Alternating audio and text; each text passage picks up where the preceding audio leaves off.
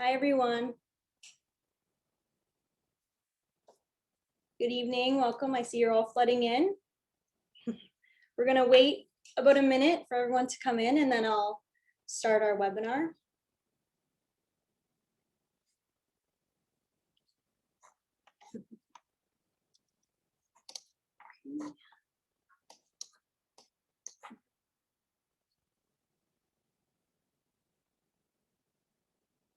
Hi, everyone just coming in. Welcome.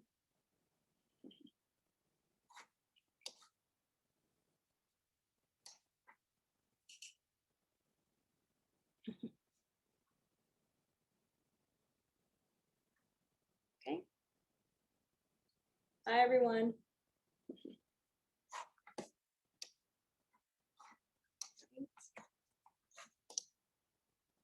We'll start in a few seconds. Just let the few more come in. Okay. So I will start. So good evening and welcome everyone to our live Student Ambassador Q&A panel. We're very happy to have you join us and we're excited to begin, as I'm sure you all are as well. So my name is Leanna Arif and I am the recruitment officer for the Faculty of Humanities. I'm also a proud alum of MAC. I have an honors Bachelor of Arts in Classics and I also hold a Master of Arts specializing in Egyptology from the University of Toronto. So before we begin, I'd like to go over some housekeeping for everyone. We'll begin the webinar with introductions, and then following that, I'll open it up for live questions. So I know you're all wondering, but in order to be entered into the draw to win one of our gift cards to the campus bookstore, please type your question into the Q&A text box, and then I'll address your question to the panel. So once you ask a question, your name is automatically entered into the draw. You do not get additional entries into the draw by asking more questions. However, you are more than welcome to ask multiple questions. In fact, we encourage it. So please remember that this session is for discussion on what it means to be a humanities student at MAC.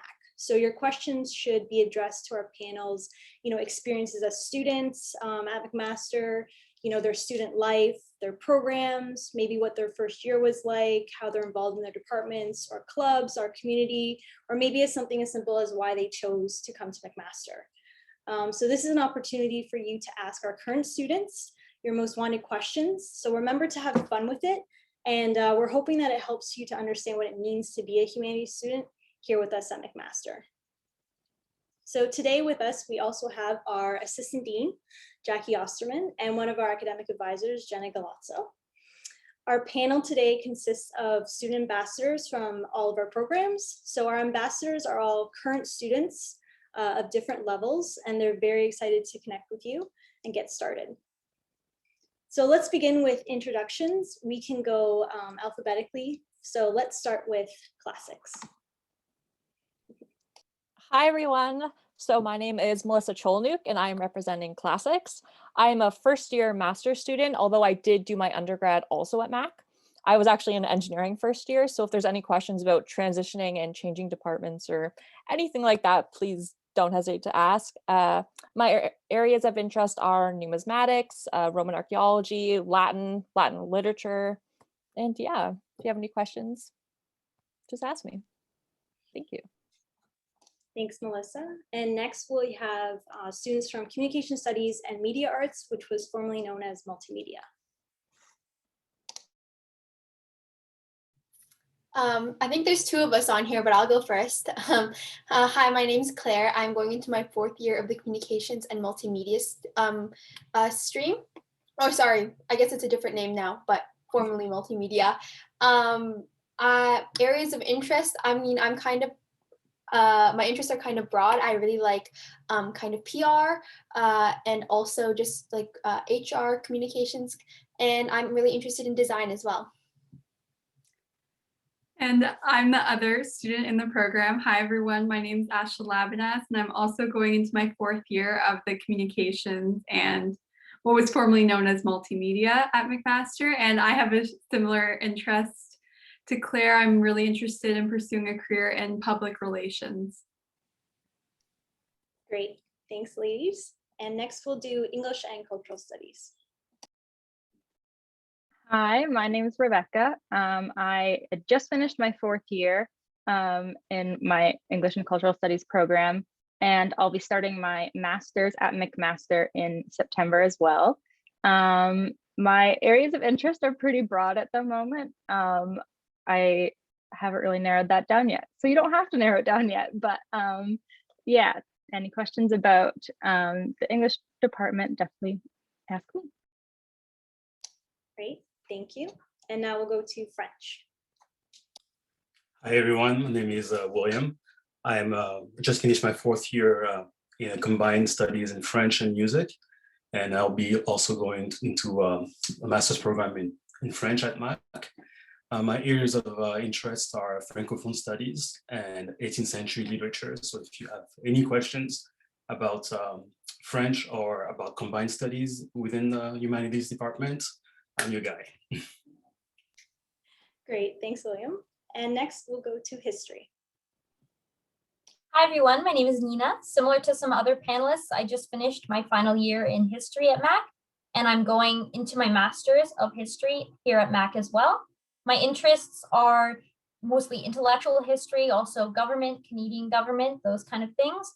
And like Melissa, I actually came to Mac for a different program. I came for integrated science, and then I was in engineering, and finally I ended up in history. So if you have questions about switching and all that kind of stuff, you can also ask me. Awesome, thanks, Nina. You came over to the dark side, but we like to call it the bright side. Okay, let's go to linguistics and languages. Hello, everyone. My name is Miriam. I am a 4th year in the Cognitive Science of Language program in the Department of Linguistics and Languages.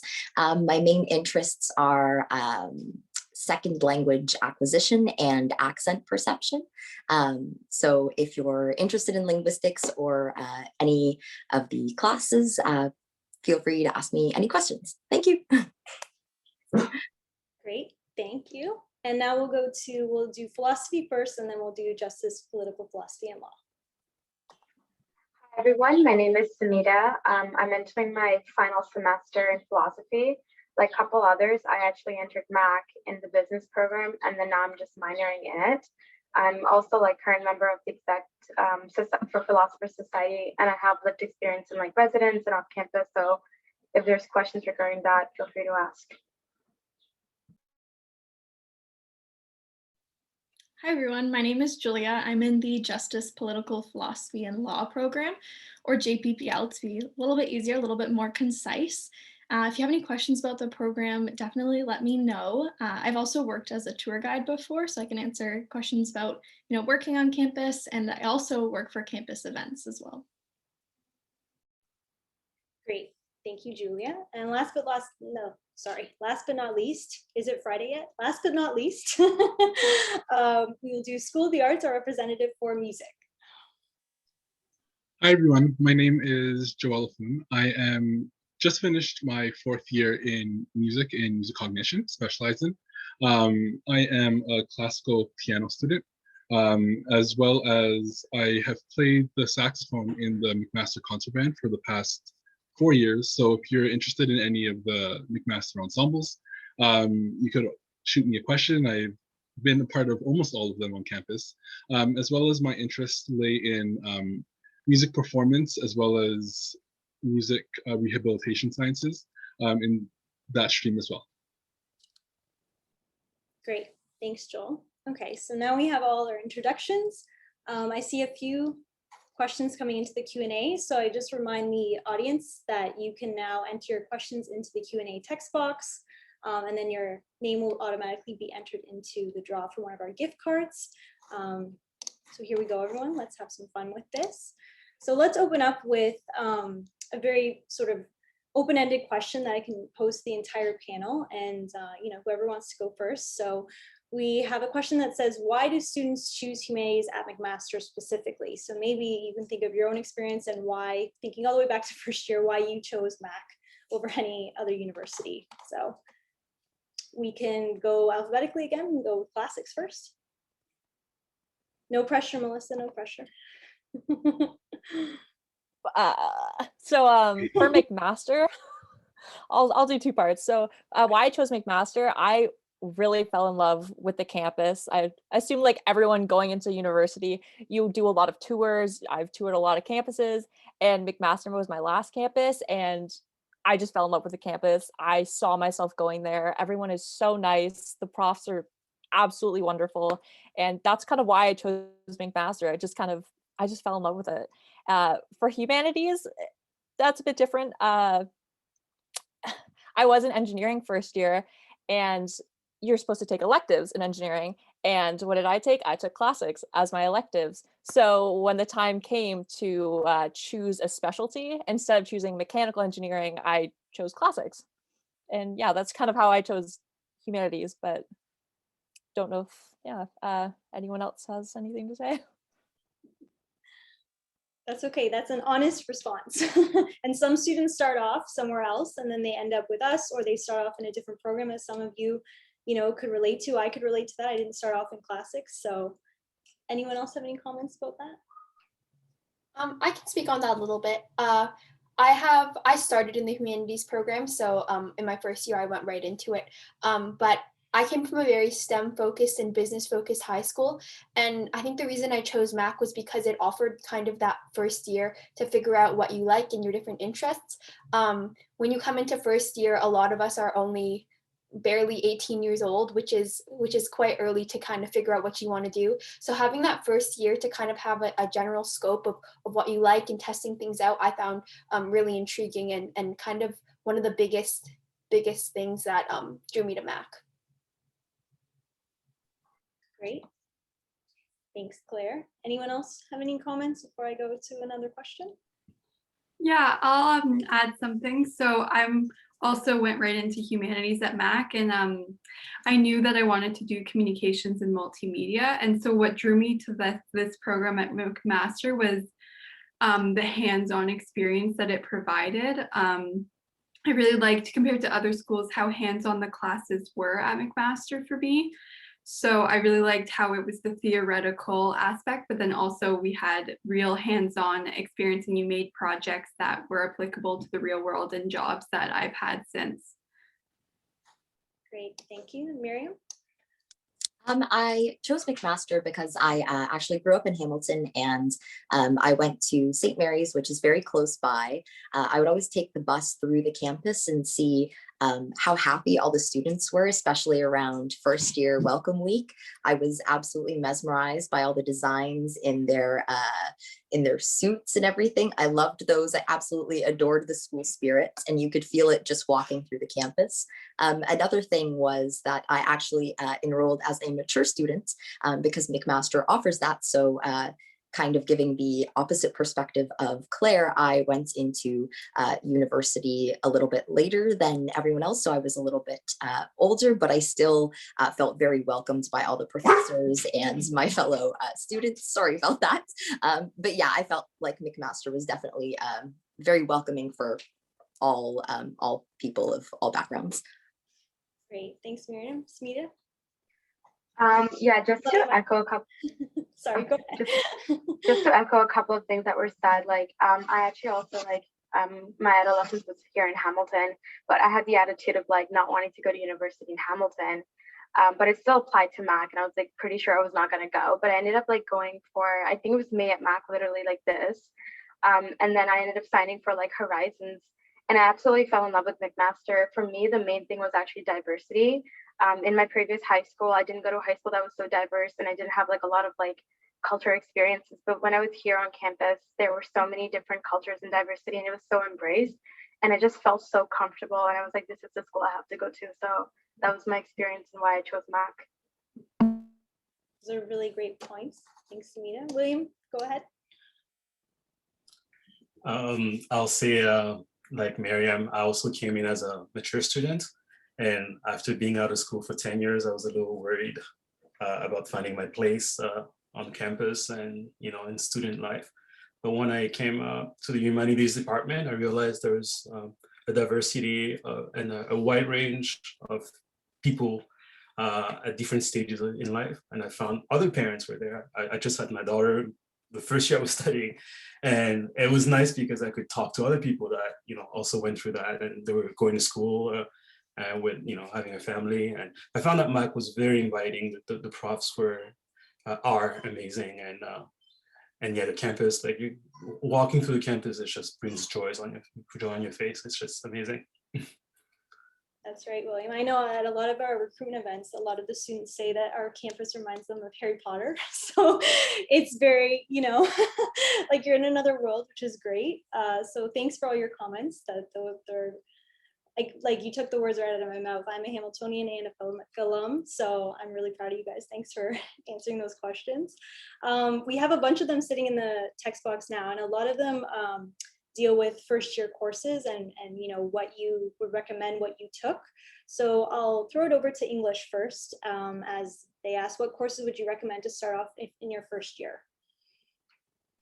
Yeah, definitely. I know that they recently revamped the first year courses in the English program. So the ones that are offered now are a little bit different than the ones that I had. But going in, I knew that I wanted to go into English. I was pretty confident in that choice at the very beginning. So I ended up taking like all of the first year English courses. But you definitely don't have to do that. Take your first year to try courses even outside of the department. Your first year is your chance to like test other things out. You don't choose your major until the end of first year going into second year. So definitely try courses in other things. Like I would have loved to have taken like some linguistics courses or some philosophy courses, things like that, that I didn't end up doing until later in my program. But definitely choose as many courses as you can so that you can test things out. But if you start a course and aren't comfortable in it, and you can tell right at the beginning of the course, you have the opportunity to switch out of it and try something else. That happens a lot where you can just tell in the first couple of weeks that the course just isn't working for you. So you can switch pretty easily at that point. Great points. Does anyone else want to comment? I know there was a few questions for first year courses in linguistics or philosophy. Anyone can comment though on this. Although Rebecca did make a good point that one of the features of our Humanities 1 program is it's very flexible. So I know people start off sometimes in different areas, or like you said, Rebecca, you want to take all that one interest, in that field, and then you say, oh, I should have taken this and this, but you also have that opportunity. So does anyone else want to comment? Yeah, sure. So I just want to say in my first year, I think similar to Melissa, like I had science courses, but then I had electives and I chose to take history electives. And I remember distinctly going from my science or math classes and then going to history and literally feeling my brain switch as I switched into a different way of thinking. So kind of like what Rebecca said, I think it's really important to take a variety of courses, because I have friends who finally in fourth year take an elective in a different course and they're like, wow, that was amazing. So have that experience early on. That way you can kind of feel out what you like, because there's nothing wrong with switching. There's nothing wrong with loving what program you've chosen already. Just take the time to learn. Great, thanks, Nina. And something along those lines that some of our audience is also asking is, does anyone have a favorite course or something that they'd like to comment on? I know you're all thinking about it. Go ahead. I actually have one right at the top of my head. I found it the most valuable. It was the social psychology course offered by the Department of Psychology, but I found it really interesting. I took it in the summertime and I learned a lot of interesting things about how I behave as just like a person in different societies and different environments, and also how others react towards me. It was very interesting because I got to sort of apply my knowledge to not necessarily manipulate, but alter things to get a better outcome, if that makes sense.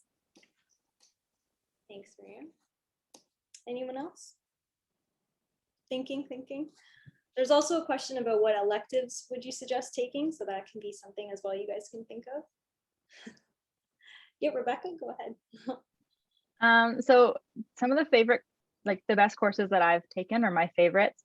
In perfect English nerd fashion, have to be the Shakespeare courses. There are two offered at McMaster.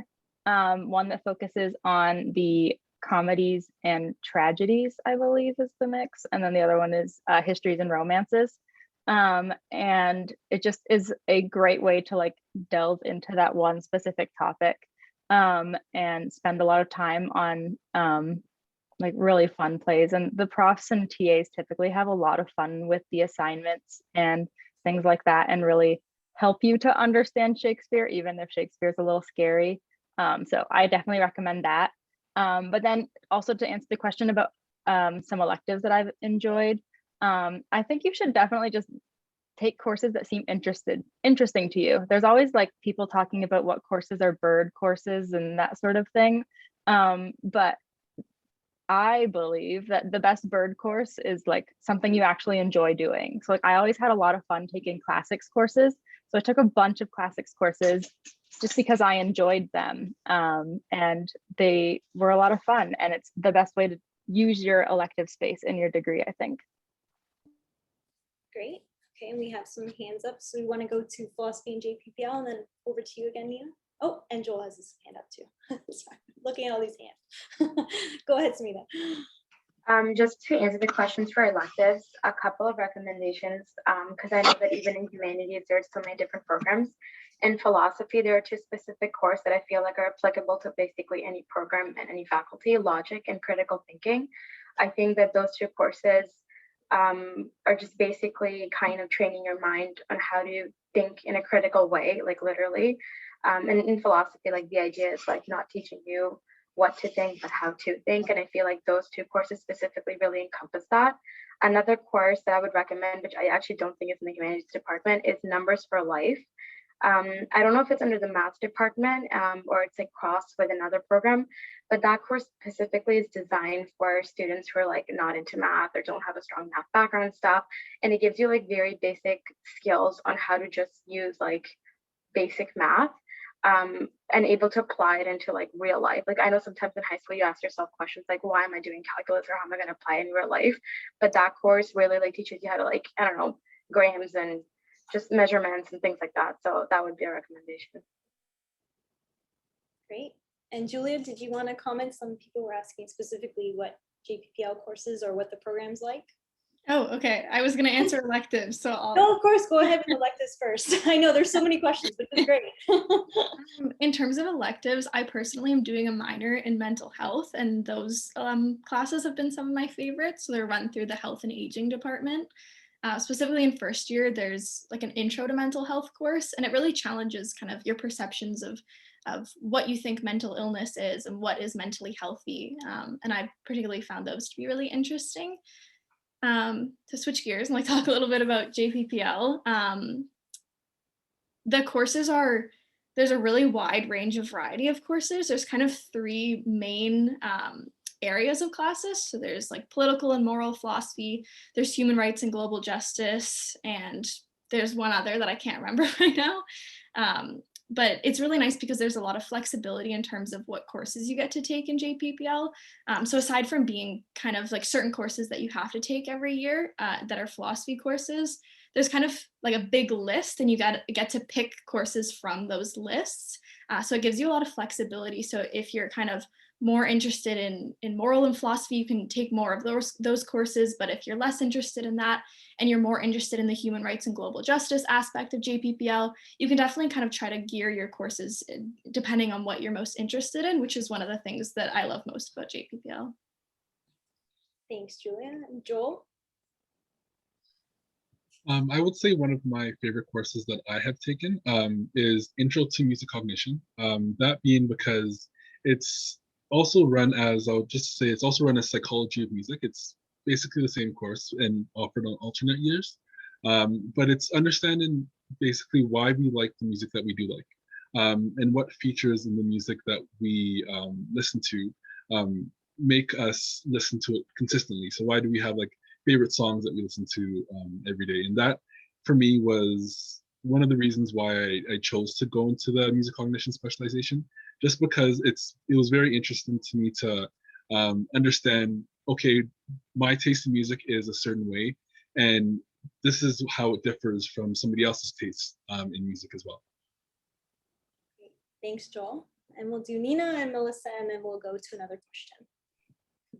All right, so one of my favorite courses, which I think is also advice for elective choosing, was actually a course I took recently called Chinese Intellectual Traditions. And I think that just speaks to the fact that well, if I give you some perspective, my master's is going to be on Canadian Confederation. So it's a bit different, right? But the idea is to take courses that are maybe a little bit different from what you think you need specifically, branch out a little bit, because that gives you more diverse perspectives, and you learn a lot by learning to appreciate and learn to understand something that was never even on your radar before. So I would say advice again is to just branch out and try a bunch of things that seem even a little interesting, and then you'll learn a lot. And Melissa? Yes, I can't speak much for electives. I did honors classics, which means you have to take more classics courses. So I essentially just took all classics courses. So I have a wide range. I think I taken them all. But for my it's really good to see. I mean, there's a lot of aspects to classics. There's literature, there's language, there's history, there's law. So there's so much. And when I was coming out of first year, I really had no idea what classics really had to offer. So I took everything. I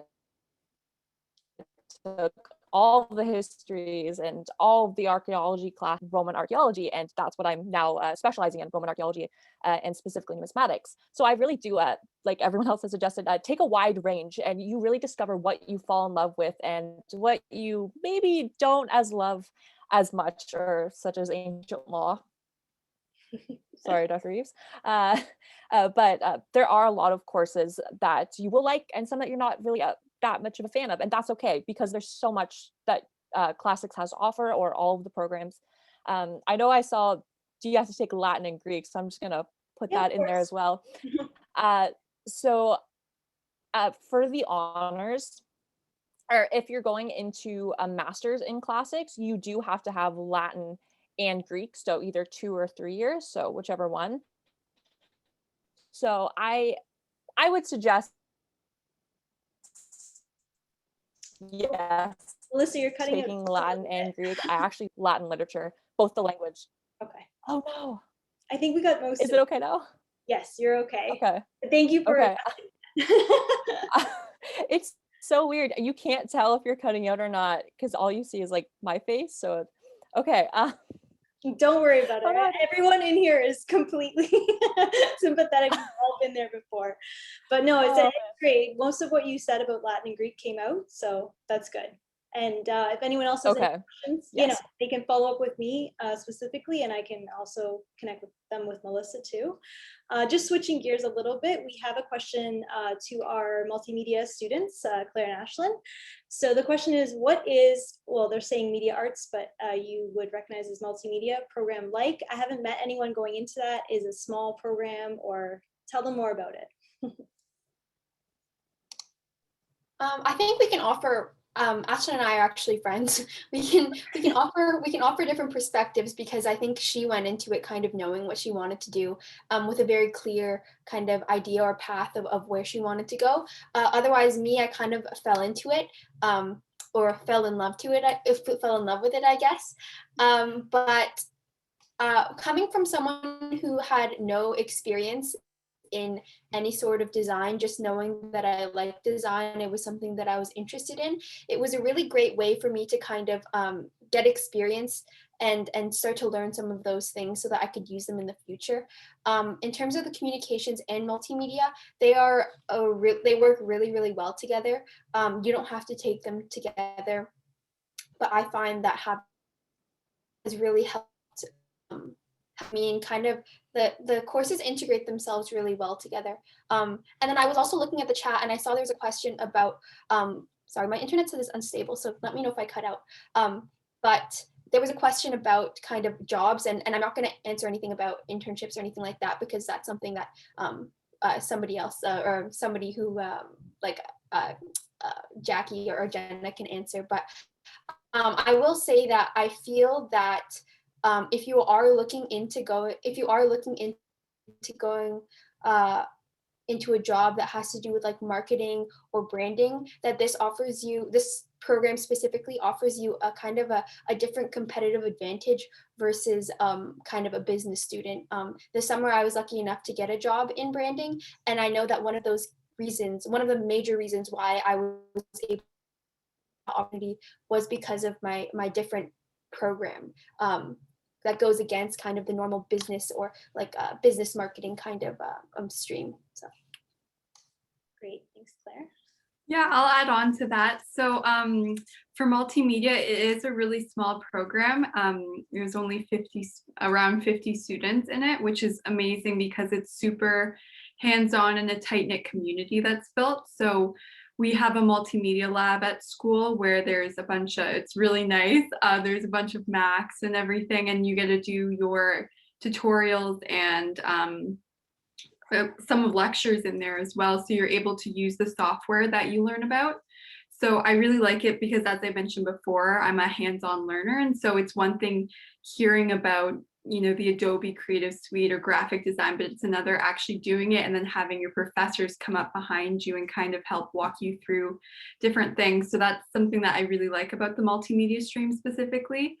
And I also like with the communications and multimedia, how it's super open. So you can kind of, as you go in your upper years, you can really tailor it to what you want to pursue. So I'm more interested in the graphic design aspect. So I was able to take a class about graphic design and design and code. And so as you go into your upper years, you're able to choose specific courses that really complement the career you want out of the program, which I really like.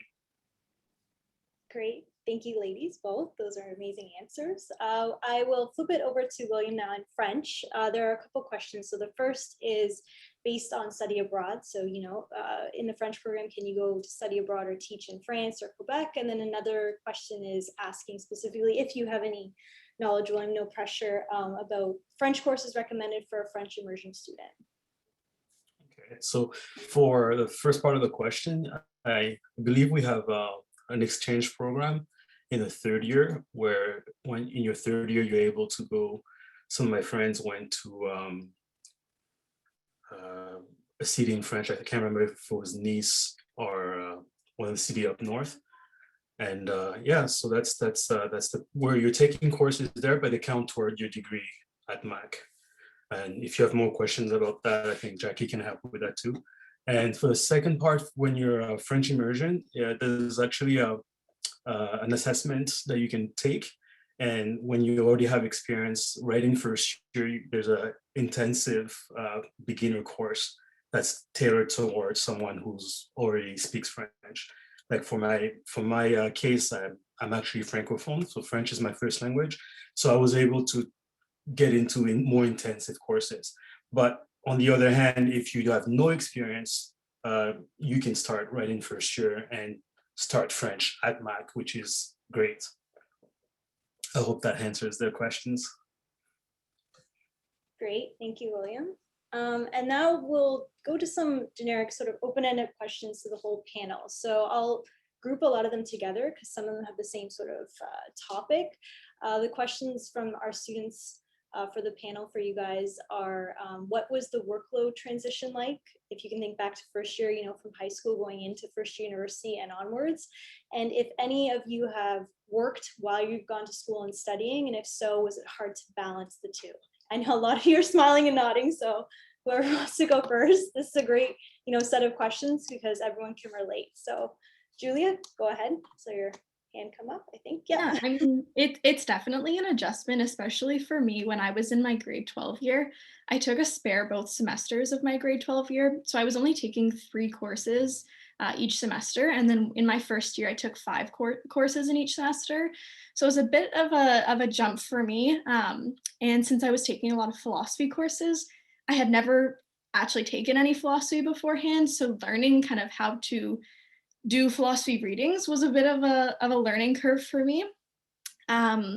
So to me at least, it definitely felt like a jump, but it was also a manageable jump, kind of as long as I'd say September was kind of a month of figuring out how to learn and figuring out, you know, how much time does it take me to do these assignments? How do I write an essay? How do I do these sorts of assignments? And then kind of once you start getting used to it, you continually, you know, write more essays and you get used to writing more essays and it becomes an easier process. And luckily there's there's so many supports at Mac available to help you kind of with that transition. There's so many different, academic advisors and peer tutors. There's even an undergrad writing center where you can go and get people to help you with your writing, which was a really great resource for me. Great, thanks, Julia. And I think Rebecca was next. Yeah, I definitely agree with that. I would say though, the one thing I noticed is you're in class a lot less than you are in high school. So it feels like you have a lot more free time, but like, don't let that fool you. There's always work to be done. But it wasn't, like Julia was saying, it's not unmanageable. You just kind of have to learn how to stay on top of everything that's being thrown at you kind of at once. But again, there are so many resources out there, and even just going and talking to your profs if you're stuck on something or just can't seem to get started on something and need help. The profs are all, in my experience, really, really approachable and easy to talk to, and they want to talk to you. So there's lots of resources to help you adjust to how university is different. Like, we've all been there, the profs have all been there too, so people are understanding. So thanks, Rebecca. And Nina was next. Yeah, I just wanted to answer the question about working during school. So I did work quite a bit throughout my years. I was a figure skating coach, so I would work every night of the week, and then I would go home. I would commute back to Mississauga, and then I would work a different job both days on the weekend. So I would say it is manageable, but you do need to make sure you have enough time for school. And sometimes it's hard to recognize that you're not giving yourself enough time, and you think, oh, I'm just procrastinating, just doing that, but you do need time to do schoolwork. So I would suggest just really thinking about that balance. And you can definitely work. I know a lot of people who worked, but give yourself time to do your schoolwork for sure. Thanks, Nina. And then we'll go to Joel. I will start off by discussing about working. I was lucky to get a job and work on campus. And with that, as said before, you need to find the balance between working and your schoolwork. But I found that a lot of supervisors, or I've had different jobs as well, and they understand that you are a student. So if you tell them that, hey, midterms are coming up in a couple weeks, can I give you my schedule or my midterm schedule, and can we work around my time slots, and can I have a little bit more time to do my school? A lot of supervisors are able to understand that. And then in terms of work load, music is, I think, one of few programs that is a direct entry program. So you're not in the humanities stream when you start off in first year. So in music, you are taking all music courses, and you have 2 electives in your first year to take outside of music. So it is definitely a change from high school, because in high school you might have had 1 or 2 music courses, and then you go to take in a full maybe 5 courses in one semester that is strictly music. But the professors as well understand that it is a change, and they understand that it may not be easy for everybody. So I would find that if you ever have any problems with any courses that you're taking, the best thing to do is contact your professor as soon as you can. And then you'll be able to talk to them and discuss to them about plans moving forward on what can help you succeed in the course to the best of your ability. Great advice. Thanks, Joel. We'll go Miriam, then Smita. So I just wanted to comment on workload. Although a lot of people do take the 5 courses per semester, it is totally acceptable to take less than that. So if you find like you're not able to handle working and taking 5 courses at a time, you will find that so many other students are taking 4 courses a semester or 3 courses a semester. You can ultimately make all that up and still graduate in your 4 years during summer school, or you can just take another year.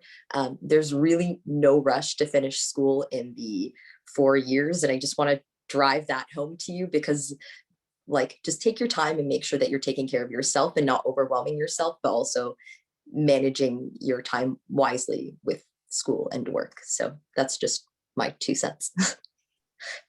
A great 2 cents. Okay, Samita.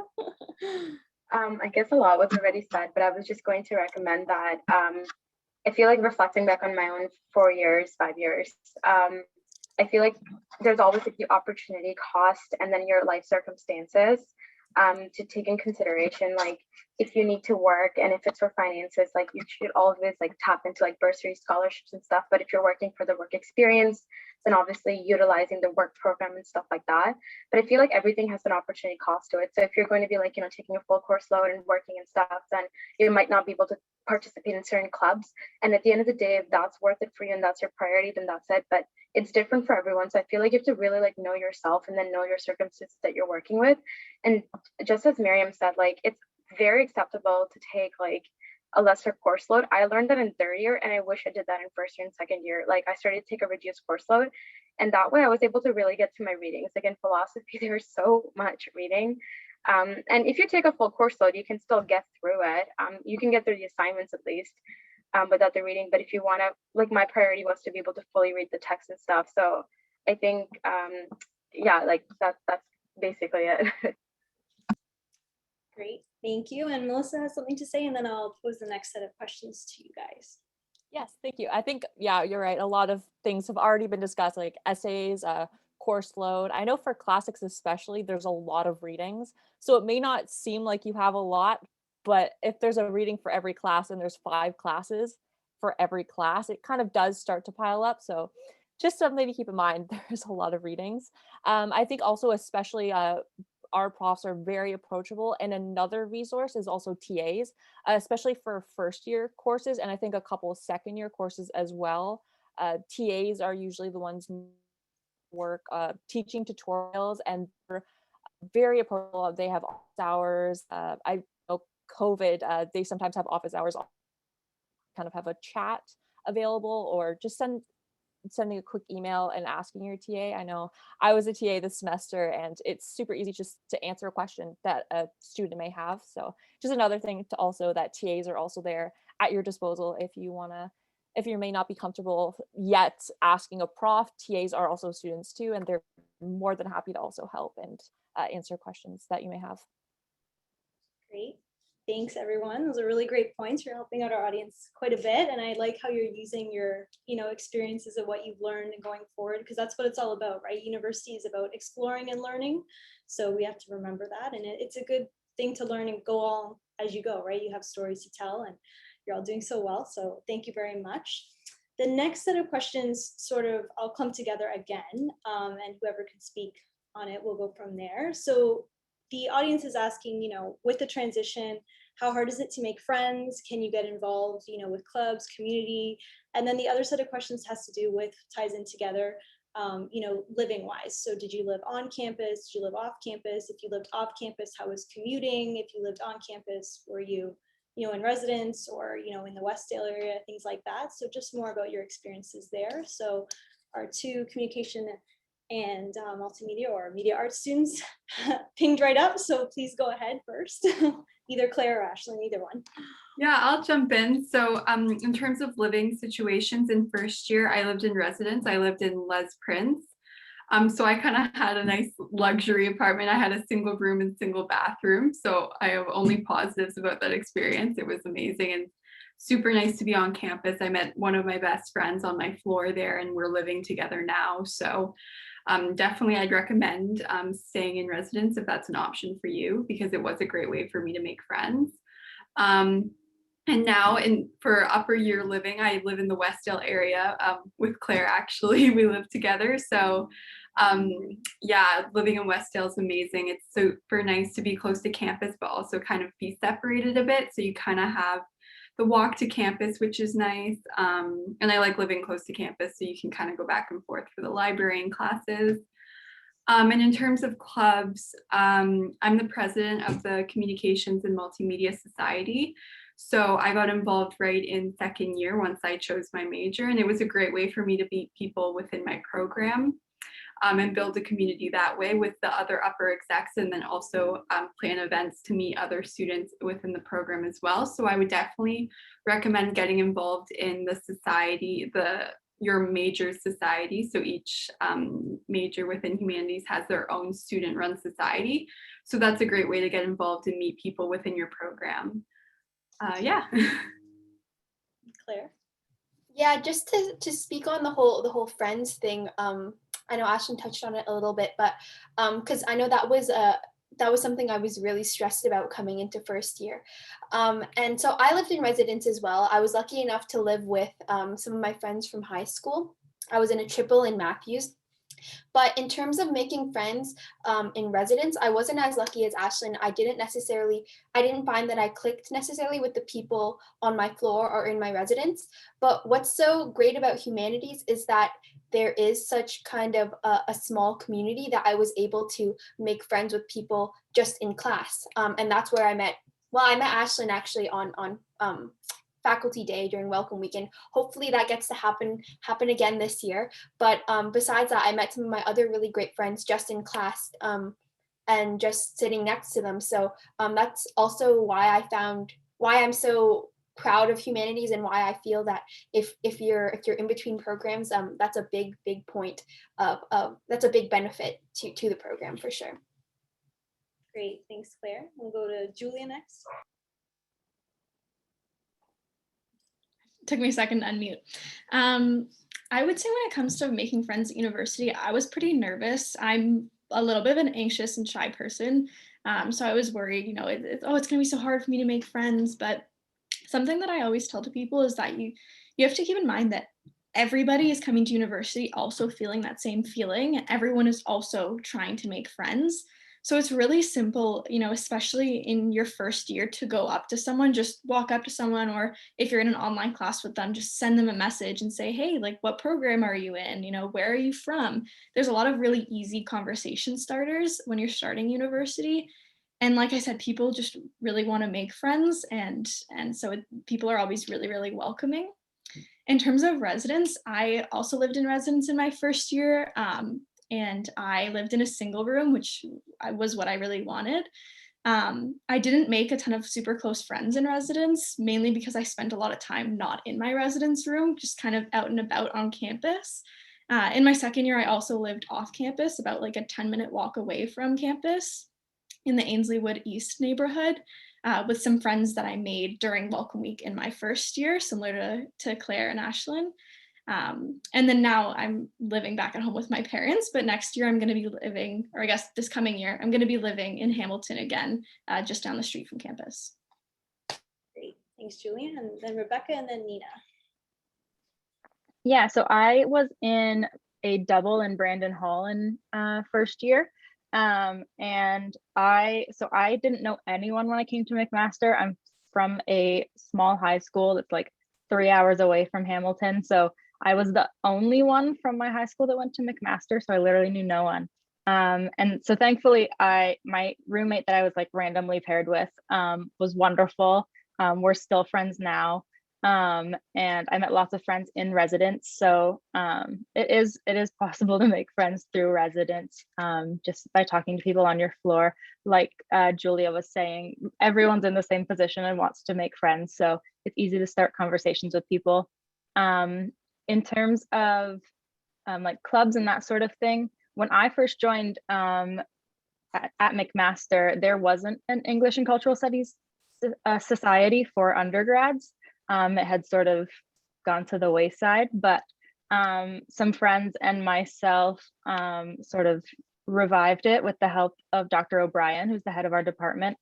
So this year was the first year that it's officially existing again, and we're hoping that that legacy will continue next year. So any new English students or prospective English students, find us online.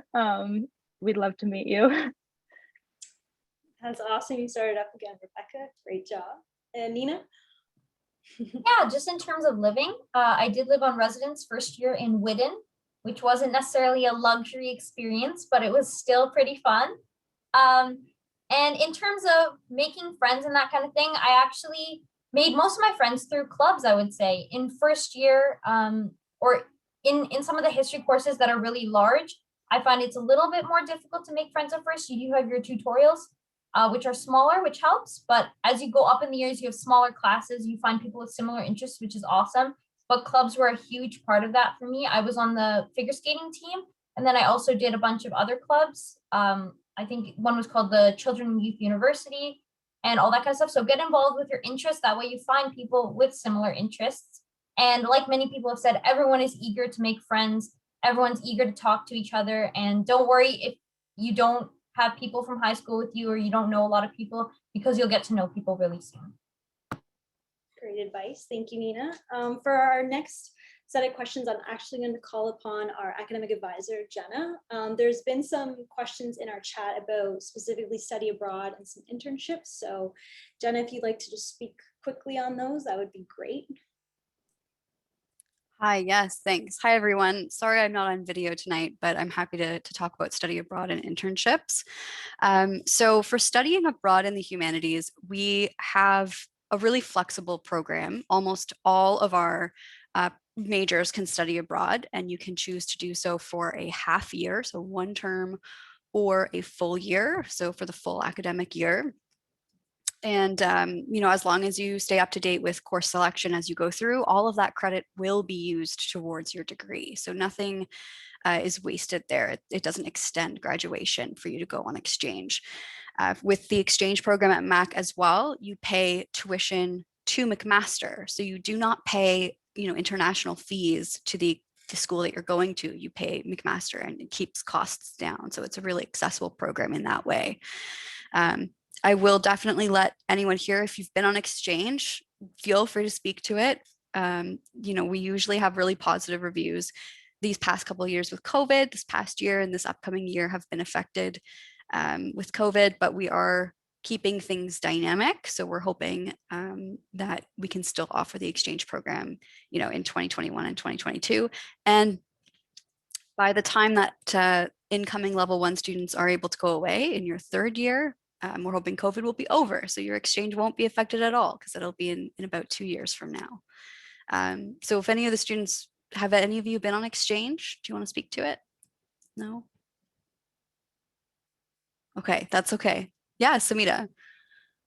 Oh, sorry. I haven't been on exchange, but I just thought that this would be a good time to just mention that there is a new scholarship, the McCall-McBain Fellowship, that is offered. I don't know, Jenna, if that's like something to pitch or not, but yes, absolutely. Samita and I worked together when she was going to do the McCall-McBain Scholarship through McMaster. That is something that's available to McMaster and McGill students only. So just to the 2 schools, because of the donors who provided the money for this scholarship. They are both graduates of McMaster and McGill. And they provide students with up to $23,000 to study abroad for 1 year. But it's more than just studying abroad at a different school. It's 3 different terms. It's an academic experience for 1 term, where you take classes at a different university. And then for another term, you will do a work term. So it's a work experience. And then for a 3rd term, it's intensive language study. So there's 3 different distinct experiences. And typically this will take place in a country that we don't have an exchange partnership with. So it's in more of not the usual destinations. So there's a lot of destinations that students will go to in South America for this particular program. It's really about global experience and global citizenship. It's excellent. Again, affected by COVID, but hoping in the future it'll get back to normal. So thank you, Samita, for bringing that up. I will also talk a little bit about internships, because there are a lot of questions in the chat about, you know, work experience and experiential education. So we have a lot of options, a lot of flexible options in the humanities for experiential education. We have what's called the Humanities Career Apprenticeship Program, or HCAP program. It's a new thing that we piloted this year for graduating students. So students in their final year apply to this program, and participating employers provide them with 12 months of employment. So it's like a career launching initiative. For students who are in their degree, so midway through their degree, we offer, we can do internships with you. So we don't have a formalized internship program right now, but we are thinking and planning to expand that in the coming years, in the next year or 2. And the internships work very much like a co-op in other programs. If you decide to work full-time for a year during your degree, then you will extend your degree from 4 years to 5 years, because you'll go work for your 3rd year and then you'll come back and finish up your 4th year when you're done that full work experience. You can also do work experiences for 1 term or over the summer and have them noted on your official transcript. And there's also a couple of different opportunities to integrate a part-time work experience with academics. So we have something called Applied Humanities, which is a course where you can do a 10-hour per week placement and work with a faculty supervisor and work on sort of an academic component at the same time. And then you get 3 units of credit or 1 course of credit for that work experience. So combining your, in the classroom and out of the classroom experience. So that's just a few examples. If I've missed anything or if anyone wants to speak about it from the student perspective, please feel free. Otherwise, let me know if you have any more questions and I'll answer them in the chat. Thanks. Great, thanks, Jenna. That covered a lot of ground for us. So we're nearing the end of our webinar. We did start a few minutes late, so we can go for a few more minutes. So I'll ask two last questions to the panel, and then we'll wrap up. One of our questions was, how accessible are, I just lost the question. There we go.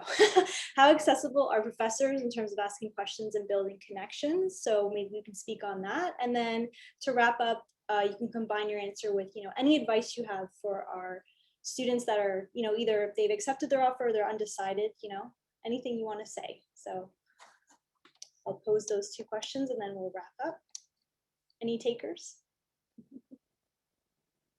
Not yet. You guys have been great so far. Yeah, okay. I can jump in terms of the professors. Okay. Exactly. So I've had really great experiences with my professors, especially being in a smaller program where multimedia is around 50 students and communications in my year was around 90. And so it was really nice because you always felt like you could talk to your professors, and TAs too were always super helpful. So they make themselves really available. They have office hours every week and you can show up or book appointments at different times if you have a conflicting schedule with their office hours. So I've always found, I know coming from high school, you think that professors are these super scary, people, but I've only had really amazing experiences with them, and they're really there to help you, and they do everything in their power to help you succeed and to try and make your experience and your learning experience as positive as it can be. So I only have good things to say about my interactions with TAs and professors. Thanks, Ashlyn. We'll go to Claire next.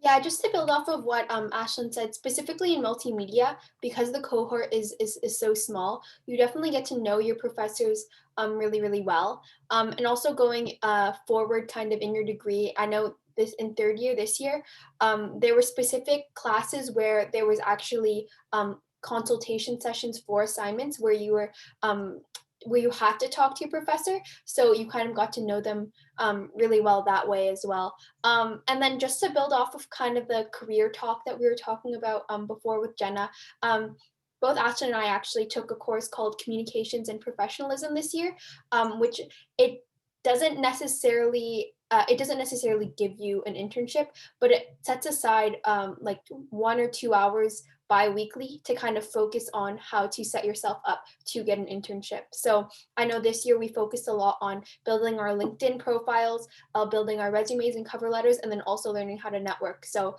it doesn't give you an internship, but it definitely prepares you for it. And I found that it was really, really helpful to me. Great, and then we'll do Nina and then Joel. So just on professors, I was one of those people who was super intimidated at first to talk to them. I was like, what could I have to say that would interest this extremely intelligent person? But they're all so accessible, and I wish that I got to know them sooner. So definitely go in, like, you don't need to have some kind of 2-hour conversation with them about something super deep. Ask them a question, they'll appreciate it, and they really do want to talk to you. So definitely get engaged with your professors.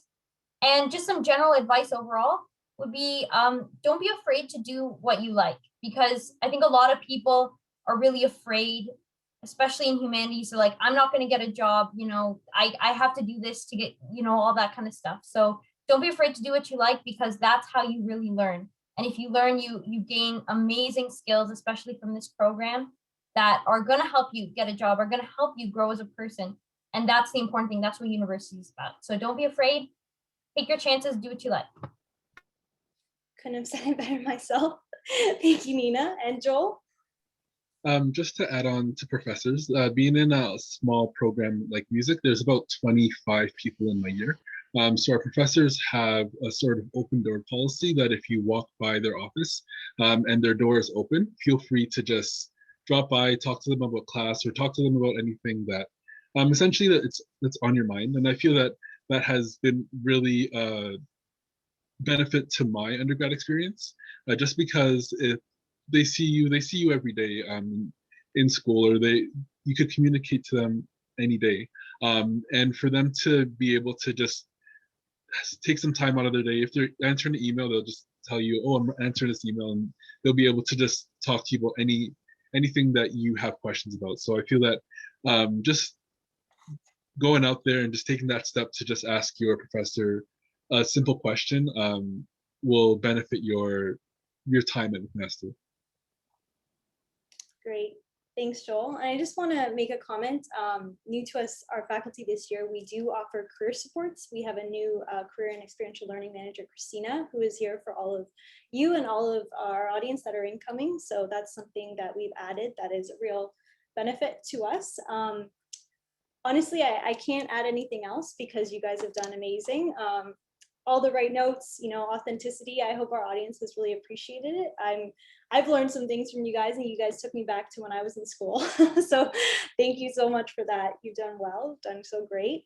And again, I just want to say thank you to our amazing panel.